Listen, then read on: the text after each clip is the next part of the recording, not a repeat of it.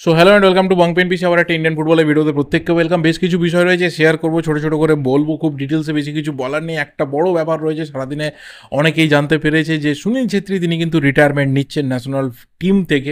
অবশ্যই ক্লাব ফুটবলটা তিনি চালিয়ে যাবেন, বাট ন্যাশনাল টিমের জার্নি কিন্তু 6 জুন তার শেষ হয়ে যাচ্ছে। অবশ্যই কথা বলবো, আমাদের ক্লাবগুলোর ক্লাব লাইসেন্সিং কমপ্লিট হয়েছে, তার রেজাল্ট বেরিয়েছে, কথা বলবো। এবং অবশ্যই যে কটা ট্রান্সফার মার্কেটের বিভিন্ন রকম গসিপস রয়েছে, রুমার্স রয়েছে, আপডেটস রয়েছে, অবশ্যই শেয়ার করার চেষ্টা করব।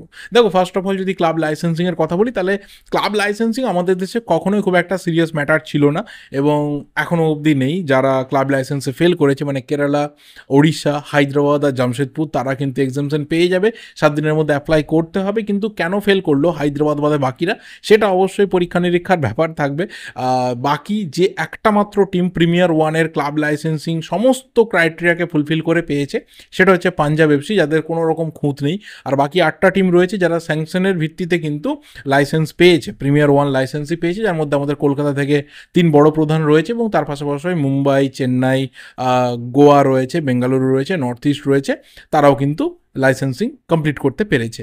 এরপর অবশ্যই কথা বলতে হবে যে বিষয়টা নিয়ে, সেটা বলার মতো হয়তো আজকে সকালে ঘুম থেকে উঠেও ভাবিনি যে এটা নিয়ে বলতে হবে। সকাল সকাল কিন্তু সুনীল ছেত্রী তার সোশ্যাল মিডিয়াতে পোস্ট করে জানিয়ে দিয়েছে যে কমপ্লিট। এই জায়গাতে দাঁড়িয়ে তার ন্যাশনাল টিমের কেরিয়ার কমপ্লিট হতে যাচ্ছে। 6 জুন কলকাতাতে কুয়েতের বিরুদ্ধে ম্যাচ রয়েছে, যে ম্যাচটার পর ন্যাশনাল টিমের জার্সি এবং বুট জোড়া কিন্তু তিনি তুলে রাখতে চলেছেন। অবশ্যই ক্লাব ফুটবলটা চলবে, কিন্তু ন্যাশনাল টিম জার্নি কমপ্লিট হচ্ছে। 19 বছরের জার্নি অল্প সময় না। অনেকের ড্রিম থাকে যে 9 বছর 10 বছর খেলতে পারবো, তাহলেই বোধহয় অনেক। 19 বছর, it's a long journey. Huge huge কিছু মেমোরিজ রয়েছে, প্রচুর প্রচুর ম্যাচ রয়েছে, এত গোলস, 94 গোলস। হয়তো হ্যাঁ, আমরা দেখেছি যে আমাদের টিম কখনোই খুব বড় প্রতিপক্ষের বিরুদ্ধে খেলেনি, যখন খেলেছে তখন আমরা মুখ থুবড়ে পড়েছি। ম্যাক্সিমাম সময় আমরা ছোটো ছোটো টিমকে হারিয়েছি। ভাই, আমাদের পজিশনও দেখতে হবে। 121, 22, 30, 35, 170 এইসব র্যাঙ্কিংয়ে আমরা থেকেছি। তো আমাদের বিরুদ্ধে কে খেলতে আসবে? আমাদের বিরুদ্ধে তো Brazil, Argentina, Portugal, Germany, Spain, তারা খেলতে আসবে না। আমাদের বিরুদ্ধে বাংলাদেশ, ভুটান, নেপাল, মালদ্বীপ, শ্রীলঙ্কা, আফগানিস্তান, পাকিস্তান, রাইট? ঠিক আছে। তো আমরা সেইভাবেই এগিয়েছি, সেইভাবে আমরা দেখে অভ্যস্ত হয়েছি। এরকম না আজ থেকে 50 বছর আগে আমরা আর্জেন্টিনা, ব্রাজিলকে রেগুলার খেলতাম, আর এখন আমরা বাংলাদেশ, নেপাল, ভুটানকে খেলি। যেভাবে এখন সবাই বলে, অনেকে বলে না যে আমরা এইভাবেই কি খেলতে থাকবো, এইভাবেই কি খেলবো, মানে মনে হতো যেন আজ থেকে 50-60 বছর আগে আমরা রেগুলার বেসিসে ফ্রান্স, জার্মানি, আর্জেন্টিনা, পর্তুগাল এইসব টিমকে খেলতাম। তো এখন বোধহয় সিচুয়েশনটা চেঞ্জ হয়ে গেছে। এখন আমরা বেশি করে বাংলাদেশ, নেপাল, ভুটান, পাকিস্তানকে খেলি।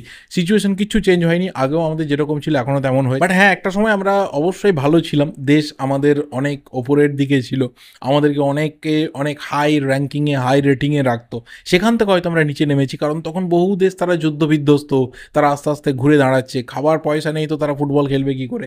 সেখান থেকে দাঁড়িয়ে এখন ফুটবল বিশ্ব কিন্তু প্রায় 100 গুণ বেশি স্প্রেড করে গেছে। এখন যত দেশ সিরিয়াস ফুটবলটা খেলে বা ওপরের দিকে থাকে বা ওয়ার্ল্ড কাপে যায়, তখন তাদের বেশিরভাগই কিন্তু ফুটবলটাকে সেইভাবে সিরিয়াসলি নেয়নি বা খেলেনি, বা অনেক দেশের তো তখন সেভাবে জন্মও হয়নি ফুটবলের ক্ষেত্রে। তো সেখানে আমরা অনেক বেটার ছিলাম। যখন মার্কেট ছোট ছিল তখন আমরা অনেক বেটার ছিলাম, এবং প্লেয়ারদের মধ্যে তাগিদ ছিল। যারা ফুটবল অ্যাডমিনিস্ট্রেশনে ছিলেন বা যারা ফুটবলটা পরিচালনা করতেন, তাদের মধ্যে তাগিদ ছিল যে আমাদের ভালো কিছু করতে হবে, কারণ আমরা এতদিন ধরে পরাধীন অবস্থায় ছিলাম। স্বাধীন আমরা এবার, আমাদেরকে ভালো কিছু করে দেখাতে হবে। সেই সময় হয়েছে, বাট তারপরে আমাদের গ্রাফ যত নিচে নেমেছে, বাকিদের গ্রাফ তত উপরে উঠেছে। কিন্তু সেই নিচে নামা গ্রাফের একটা দেশ থেকে 19 বছর ধরে একটা ছেলে কিন্তু কন্টিনিউয়াসলি পারফর্ম করে গেল, এবং যাকে নিয়ে ফিফাও পোস্ট করে যে আপাতত ওয়ার্ল্ড ফুটবলে 3 জন সব থেকে অ্যাক্টিভ গোল স্কোরার কে না, 1 রোনাল্ডো, 2 মেসি, 3 সুনীল ছেত্রী। এর বেশি আর কি চেয়েছিলাম আমরা? হ্যাঁ, আমরা আবারও বলছি যে আমরা খুব বড় টিমের এগেনস্টে সুনীল ছেত্রীকে গোল করতে দেখিনি। কোনোদিন আমরা স্পেন, জার্মানি, আর্জেন্টিনা, ব্রাজিলের বিরুদ্ধে গোল করিনি। কিন্তু আমাদের যেটুকু সাকসেস আমাদের ঘেরাটপের মধ্যে ছিল, সেখানে কিন্তু সুনীল ছেত্রীর অবদান লাস্ট 15 ইয়ার্সে হিউজ, এবং সেটা হাই রিমার্কেবল জায়গাতে থাকবে। একটা সময় এসে সবাইকে থামতে হয়। সুনীল ছেত্রীও তিনিও থামছেন। জুন মাসের 6 তারিখ কুয়েতের বিরুদ্ধে কলকাতাতে ম্যাচ, তিনি লাস্ট ম্যাচ ন্যাশনাল টিমের জার্সিতে খেলবেন, এবং এখানে আমাদের একটা বড় কর্তব্য থাকবে, যদি টিকিট ঠিকঠাক করে ডিস্ট্রিবিউট হয়, যদি ম্যাচে ম্যাক্সিমাম ক্যাপাসিটিতে টিকিট ডিস্ট্রিবিউশন হয়, বিক্রি হয়, তাহলে অবশ্যই আমরা মাঠে থেকে এই ম্যাচটাকে মেমোরেবল করে রাখতে চাই। কিন্তু যেহেতু 4 তারিখে জেনারেল ইলেকশনের রেজাল্ট রয়েছে এবং তার দুদিনের মধ্যে ম্যাচটা রয়েছে, তো সেখানে কতটা রিস্ক বিধাননগর পুলিশ নেবে, এত মানুষের একটা ম্যাচকে সংগঠন করার ক্ষেত্রে একটা বড় ডাউট থেকে যাচ্ছে। তবে অবশ্যই এখনও অবধি শোনা যাচ্ছে যে অন্ততপক্ষে প্রথম ফেজে 30 to 40,000 টিকিট কিন্তু ছাড়া হচ্ছে। বাকিটা পরিস্থিতি অনুযায়ী তারপরে ঠিক করা হবে যে আরও কত এক্সট্রা টিকিট ছাড়া হবে। তো দেখা যাক সেই ম্যাচে যেতে পারি কিনা, টিকিট পাই কিনা। কারণ জানো এখানে যে টিকিট নিয়ে যা কিছু হয়, ক্লাবস রয়েছে, সরকার রয়েছে, এ রয়েছে, সে রয়েছে, বহু জায়গাতে টিকিট চলে যায়। সাধারণ মানুষের জন্য টিকিট কিন্তু খুব কমই পড়ে থাকে। তো গোটা দেশ থেকে বহু মানুষ সেই দিনের ম্যাচে থাকতে চাইবে, আসতে চাইবে। আর সুনীল ছেত্রীর ক্ষেত্রে একটা বৃত্ত সম্পূর্ণ হলো, কারণ যখন ন্যাশনাল টিমে কল পায়নি তখন কিন্তু ক্লাব ফুটবলটা, সিনিয়র ক্লাব ফুটবল, সেটা কিন্তু কলকাতাতে মোহনবাগান দিয়ে 2002-এর সিজনে শুরু হয়েছিল। আর সেই 2024-এ ন্যাশনাল টিমের হয়ে লাস্ট ম্যাচটাও কিন্তু কলকাতাতেই সুনীল ছেত্রী খেলতে যাচ্ছে। তো কোথাও একটা বৃত্ত সম্পূর্ণ হওয়ার জায়গা। এবং যারা আমরা এতদিন ধরে সুনীল ছেত্রীকে দেখেছি, ভালোবেসেছি, একদম লেজেন্ডারি তকমাটাও যে সময়ে পেয়েছে, সেই সময়টাকে আমরা উপভোগ করেছি, সেই জায়গাটা কিন্তু কোথাও একটা হলেও বিষাদের সুর সেই দিনকে থাকবে যে কোথাও একটা কিছু শেষ হতে যাচ্ছে। একটা এরা বলো, একটা পিরিয়ড বলো, যাই কিছু বলো না কেন, ইন্ডিয়ান ফুটবলে একটা শেষ হতে যাচ্ছে। এখান থেকে নতুন কিছু শুরু হতে হবে, কাউকে দায়িত্ব নিতে হবে, এগিয়ে আসতে হবে এবং অবশ্যই গোল করতে হবে। মানুষের ভালোবাসা, মানুষের কোথাও সম্মান, সব কিছুকে কিন্তু অর্জন করে নিতে হবে। এবং সবথেকে যেটা মেন ব্যাপার, যে জার্সির জন্য আর দেশের ফ্ল্যাগটার জন্য কন্টিনিউয়াসলি ভালো খেলে যেতে হবে। সো বেশি কিছু বলার নেই। একজন ফ্যান হিসেবে সুনীল ছেত্রীর রিটায়ারমেন্টের পরের যে লাইফটা রয়েছে সেটা খুব ভালো কাটুক। 2024-25 সিজনটা ক্লাব কেরিয়ারে লাস্ট সিজন, তারপর পুরোটাই যা কিছু থাকবে আমরা দেখতে পাবো। হয়তো কোচিংয়ে সুনীল ছেত্রী আসবে, কারণ তার মতো একজন ফুটবল মস্তিষ্ককে ভীষণভাবে কিন্তু ইউথ ডেভেলপমেন্টের জন্য বা ফুটবলার ডেভেলপমেন্টের জন্য তাকে আমাদের দরকার। আচ্ছা, এবার অবশ্যই ঢুকতে হবে ট্রান্সফার মার্কেটের দিকে, কারণ সেখানে অক্সিজেন রয়েছে, বহু বিষয় সেখানে ঘটছে। যার মধ্যে প্রথম যে প্লেয়ারকে নিয়ে কথা বলবো, সেই প্লেয়ারকে নিয়ে গত কয়েকদিন ধরে কিন্তু বহু জায়গা থেকে রিপোর্ট ছিল, ব্রেকিং ছিল এবং অবশ্যই মিক্স ব্যাপার ছিল। সেই কারণে সেদিনকে বলেছিলাম যে কন্ট্রাডিক্টরি ব্যাপার কিন্তু উঠে আসছে। কারণ 90 স্টপেজ জানাচ্ছে যে জিতেশ্বর সিংকে কিন্তু চেন্নাই ছাড়তে চলেছে এবং সেখানে ইস্টবেঙ্গল একটা রেস লিড করছে। আর মার্কাস জানাচ্ছে যে আদেও কি চেন্নাই জিতেশ্বরকে সেল করবে। তো সেই দিনকে আমি এই ব্যাপারটা নিয়ে কথা বলেছিলাম এবং বলেছিলাম হ্যাঁ, জিতেশ্বর যদি সত্যিই মুভ করে ইস্টবেঙ্গলে, সেটা ইস্টবেঙ্গলের জন্য যথেষ্ট পরিমাণে ভালো হবে, লং টার্মে প্ল্যান করতে পারবে এবং প্লেয়ারটার মধ্যে সেই কোয়ালিটি এবং পোটেন্সিয়াল রয়েছে যে বড় দলের জার্সি গায়ে সে খেলতে পারবে। বাট তারপর আরও একটা জিনিসকে ফিড করানোর চেষ্টা করা হয়েছে, আর একটা জিনিসকে জোর করে খাওয়ানোর চেষ্টা হয়েছে যে মোবাসির রহমান, যে আপাতত লোনে চেন্নাই এফসিতে রয়েছে, তার সাথে নাকি জিতেশ্বরের একটা সোয়াপ ডিল হবে। অর্থাৎ মোবাসির পার্মানেন্ট ডিলে চেন্নাইতে চলে যাবে, এবার ওখান থেকে জিতেশ্বর পার্মানেন্ট ডিলে ইস্টবেঙ্গলে চলে আসবে, যেটা পুরোপুরি ইনকারেক্ট। কারণ আজকে স্পোর্টস ক্রীড়ার তরফ থেকে একটা বিষয় ব্রেক করে সামনে নিয়ে আসা হয়েছে যে despite all the রিমার্স, Jiteshwar Singh কিন্তু তার যে কন্ট্রাক্ট ট্রিগার্ড হয়েছিল 1 বছরের জন্য, সেই কন্ট্রাক্ট কিন্তু চেন্নাই এফসিতে সে সার্ভ করবে। অর্থাৎ 2024-25 সিজনে চেন্নাই এফসিতে জিতেশ্বর সিং থাকতে চলেছে। নতুন কিছু সিগনেচার অবশ্যই হয়েছে, টিম অনেক বেশি মাঝমাঠে মজবুত দেখাচ্ছে, কিন্তু তারপরেও টিম জিতেশ্বর সিংকে রাখতে চলেছে। তো দেখা যাক এটা ফাইনালি কোথায় গিয়ে রিচ করে। কারণ ইস্টবেঙ্গলের টার্গেটে কিন্তু বহুদিন থেকে শোনা যাচ্ছে টপ টার্গেট বা যার জন্য অল আউট যাচ্ছে সেটা হচ্ছে আপুইয়া। আর আপুইয়াকে নিয়ে কথা বলতে গেলে যে বিষয়টা সব থেকে বেশি ইন্টারেস্টিং আপাতত, যে মোহনবাগান এবং ইস্টবেঙ্গল তাদের কিন্তু একটা ডিরেক্ট ফাইট আপাতত শুরু হচ্ছে আপুইয়ার ডিলটার ক্ষেত্রে। কারণ আপুইয়ার যে রিলিজ ক্লজ রয়েছে, আপুইয়ার যে ট্রান্সফার ফি রয়েছে, সেটা কিন্তু ইস্টবেঙ্গলও পে করার জন্য রেডি।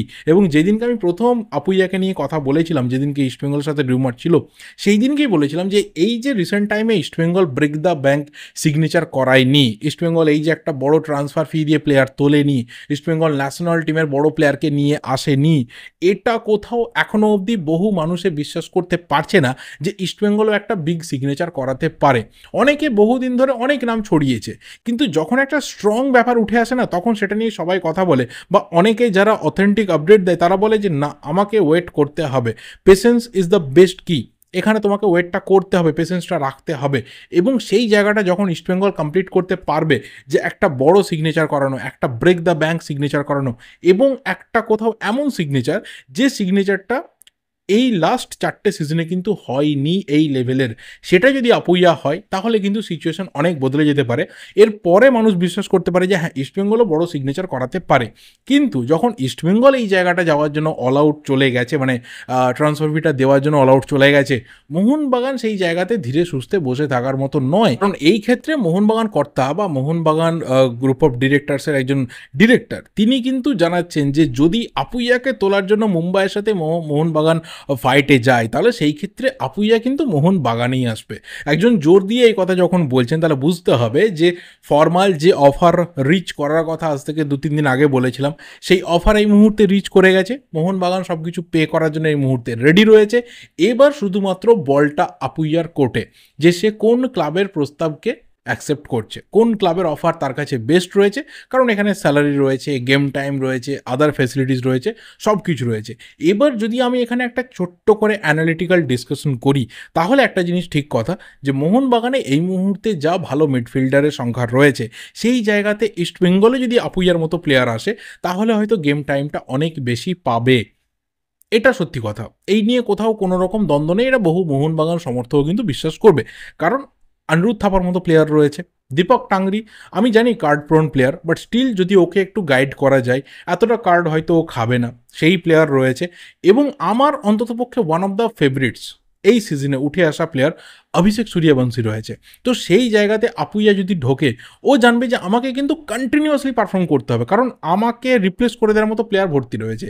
যে প্লেয়ারটা অনিরুদ্ধ থাপার মতো প্লেয়ারকে বসিয়ে দিতে পেরেছে, ওর থেকেও সিনিয়র, আপুইয়ার থেকেও সিনিয়র অনিরুদ্ধ থাপা, তাকে যখন বসিয়ে দিতে পেরেছে অভিষেক সূর্যবংশী, তো অভিষেকের মধ্যে কিন্তু সেই ক্ষমতা রয়েছে আগামী দিনে আপুইয়াকেও বসিয়ে দিতে পারে, যদি মোহনবাগানে আপুইয়া সই করে। যদি ইস্টবেঙ্গলে আপুইয়া সই করে, তাহলে সেই ক্ষেত্রে আপুইয়া জানে যে he will be the best defensive midfielder in East Bengal. Saul ক্রেসপোর পাশে কুয়াদ্রাত অলওয়েজ কিন্তু আপুইয়ার কথাই ভাববেন। সেখানে ফাইট করার মতো সৌভিক চক্রবর্তী রয়েছে, বাট সৌভিক চক্রবর্তী হার্ডলি আর একটা সিজন, তারপর কিন্তু পুরো যে মাঝমাঠটা, সেই মাঝমাঠটা আপুইয়াকে কেন্দ্র করে থাকবে ইন্ডিয়ান মিডফিল্ডারদের ক্ষেত্রে। তো এখানে কিভাবে আপুইয়া এই ডিলটাকে দেখছে, যদি ফাইনালি রেডি থাকে যে হ্যাঁ ও মুম্বাই ছাড়বে, কলকাতার দুই প্রধানের মধ্যে কোথাও একটা জয়েন করবে, তাহলে কি কি ক্রাইটেরিয়া রয়েছে, কি কি ফ্যাক্টর রয়েছে, সব কিছুই কিন্তু আপুইয়া ভেবেচিন্তে ডিসিশন নেবে। কারণ রীতিমতো প্লেয়ারটার মধ্যে সেই আইকিউ বা নলেজ রয়েছে, কারণ এতদিন ধরে ইন্ডিয়ান ফুটবলে রয়েছে, খুব ভালো করে জানে যে দুটো টিমের কন্ডিশনস কী রয়েছে, সিচুয়েশন কী রয়েছে, কোথায় কতটা কম্পিটিশনস রয়েছে, কোথায় কতটা গেম টাইমের অ্যাভেলেবিলিটি থাকবে, আর কোথায় কতটা আমাকে ফাইটটা অনেক বেশি করে দিতে হবে। তো দেখা যাক, বড় প্লেয়ার নিশ্চিতভাবেই বড় মুভ করতে চাইবে, আমাদের ওয়েট করে থাকতে হবে ফাইনালি কী হয় সেটা দেখার জন্য। তবে অবশ্যই অনেক দিন পর মোহনবাগান ইস্টবেঙ্গল একসাথে একটা প্লেয়ারের জন্য যাচ্ছে এবং সেখানে সমান ইন্টেন্সিটি দেখা যাচ্ছে, এটা বহুদিন পর দেখতে পাচ্ছি। এই জিনিসটা ভীষণভাবে কিন্তু ভালো লাগছে। এই ভিডিওটা এই অবধি, ভালো লাগলে লাইক করো, শেয়ার করো, দেখা হবে পরের ভিডিওতে। Till then subscribe the channel যদি নতুন হয়ে থাকো। Thank you, good bye and good night.